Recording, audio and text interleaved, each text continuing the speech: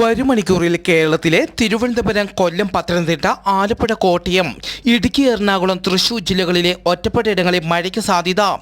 തിരുവനന്തപുരം, കൊല്ലം, പത്തനംതിട്ട ജില്ലകളിൽ ശക്തമായ മഴയ്ക്ക് സാധ്യതയുള്ളതിനാൽ യെല്ലോ അലർട്ടും പ്രഖ്യാപിച്ചു.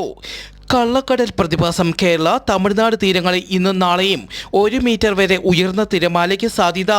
മത്സ്യത്തൊഴിലാളികളും തീരദേശവാസികളും ജാഗ്രത പാലിക്കണമെന്നും മത്സ്യബന്ധന ബോട്ടുകളും വള്ളങ്ങളും ഹാർബറിൽ സുരക്ഷിതമായി കെട്ടിയിട്ട് സൂക്ഷിക്കണമെന്നും ബീച്ചിലേക്കുള്ള യാത്രകളും കടലിലിറങ്ങിയുള്ള വിനോദങ്ങളും പൂർണ്ണമായും ഒഴിവാക്കണമെന്നും അറിയിച്ചു.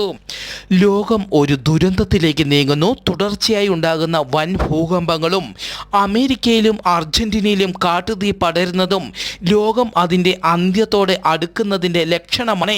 തായ്ലാൻഡിലെ ബാങ്കോക്കിൽ ഇന്നലെ ബ്ലഡ് മൂൺ പ്രത്യക്ഷപ്പെട്ടതും അപകട സൂചന നൽകുന്നു.